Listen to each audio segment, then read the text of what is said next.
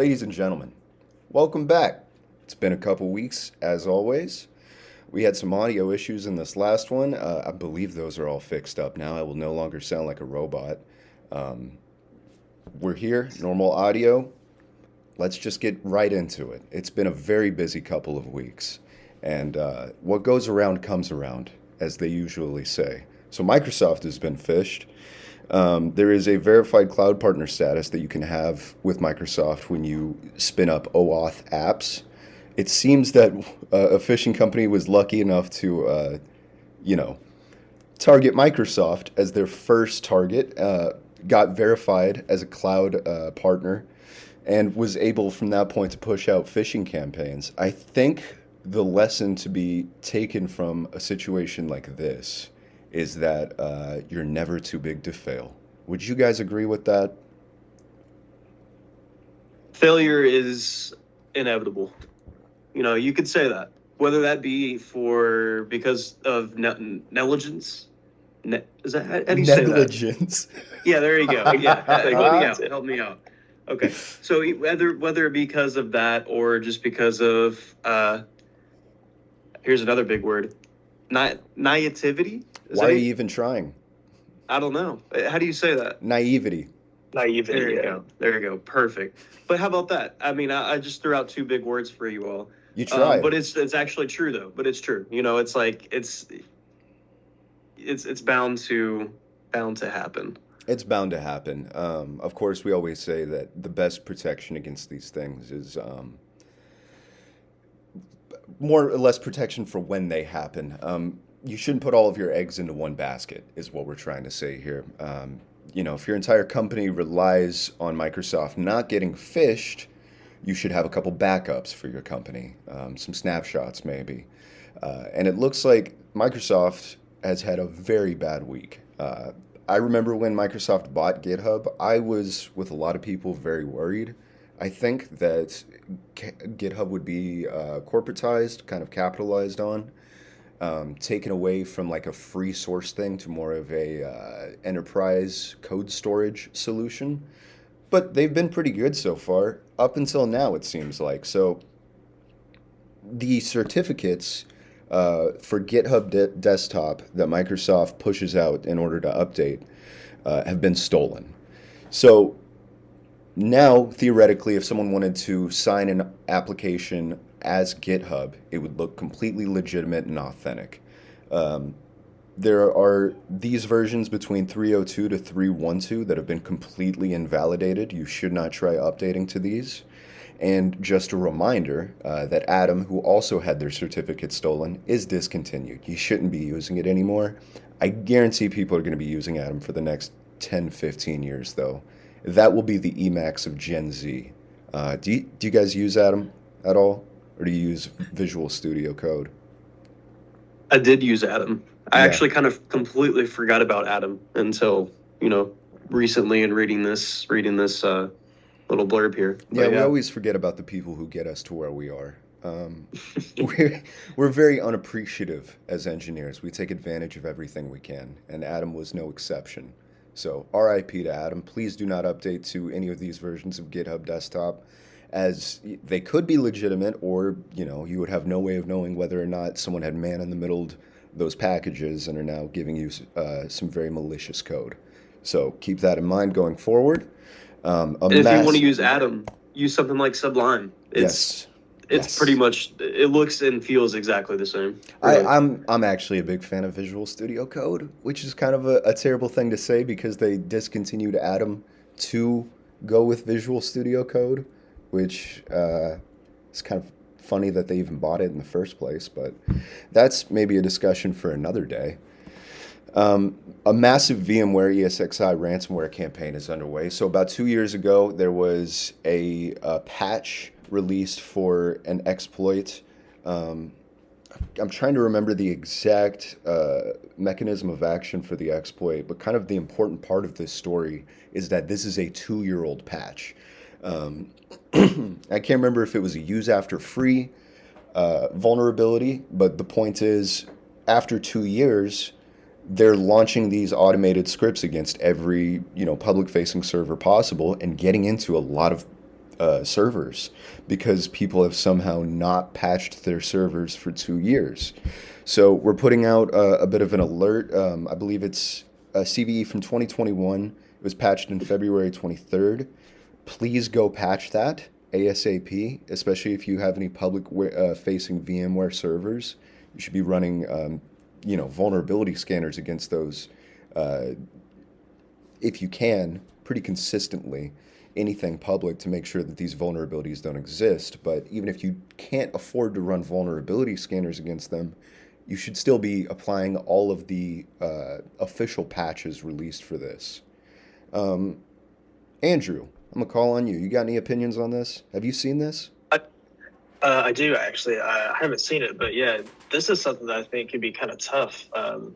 You know, VMware is one of those things. They're big on, you have to have the most up to date licenses, right? Or else you can't, upgrade, and you might have to have certain hardware versions in order to run like ESXi 6.7 or 7.0. So, there's going to be some places out there that I think are going to have a little bit more trouble. Maybe, they might have some old hardware that they're running, maybe, an earlier version of ESXi on. Looks like this is going to affect anything lower than 6.7. So, in the event that you can't, update for whatever reason, I think that this is something that you might need to look into some pretty hardcore network segmentation on. Yeah, For yeah. sure, because, especially depending on what you're running, a lot of people, they've got super critical stuff, right, that they're running in their ESXi environment. So, yeah, I don't think you can possibly take it too seriously here.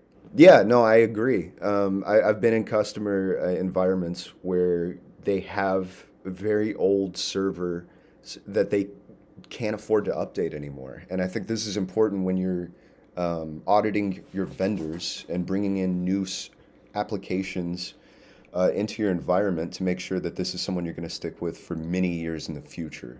Because if you end up in a situation where you're no longer paying for support for that vendor, you're also no longer getting security support, and you could be 4 years out of a patch, have no substitute for this application's purpose in your environment, and just be completely up the creek without a paddle.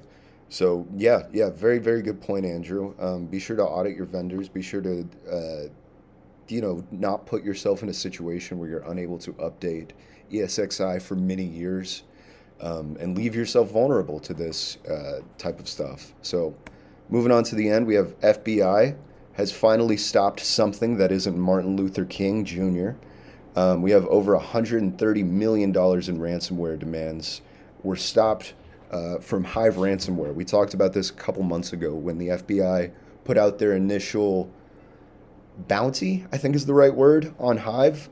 They wanted any information, any and all information on the Hive ransomware group, and it seems like someone came forth.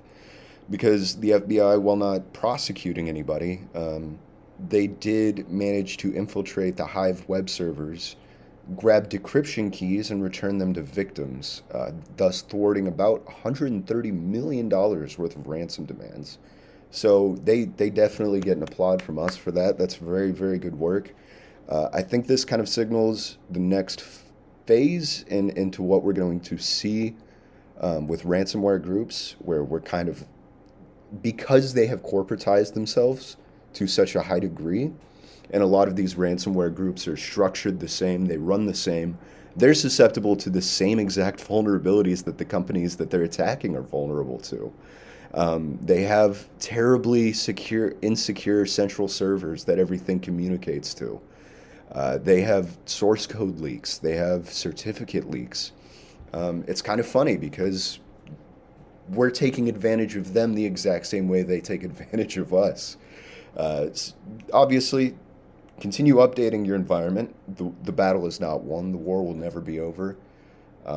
But this is a pretty good sign of things to come, that a lot of these larger ransomware groups are never too big to fail, and if anything, the bigger they get, the more likely they are to be attacked by the FBI, CIA, any scary three-letter name agency that wants to take them down.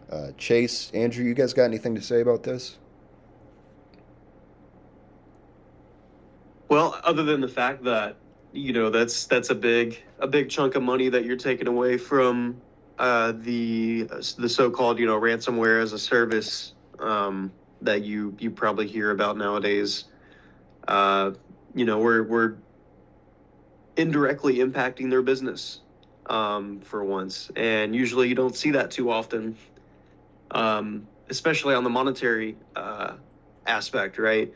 It's like, we can arrest and detain actual, hackers and, the technical people who are actually performing the attacks, but you typically never hear about stopping money or Yeah. preventing money from going into their pockets.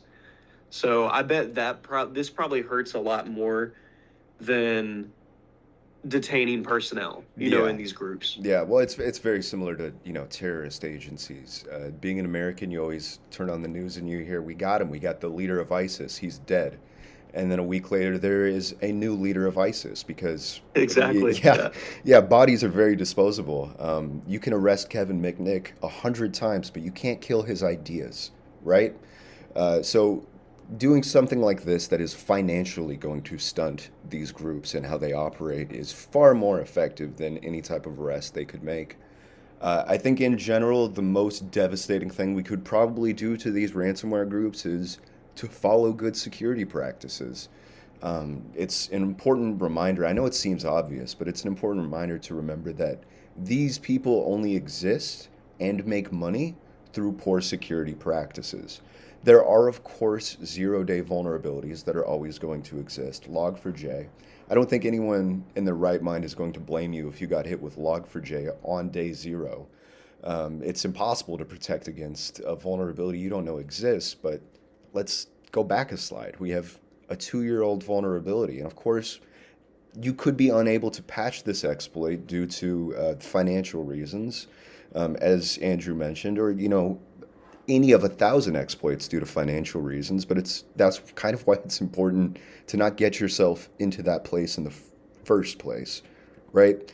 Hive ransomware would be dead in the water if everyone always patched their systems, but they don't. So the FBI has $130 million worth of transactions at one time, not in total, just at one time to stop.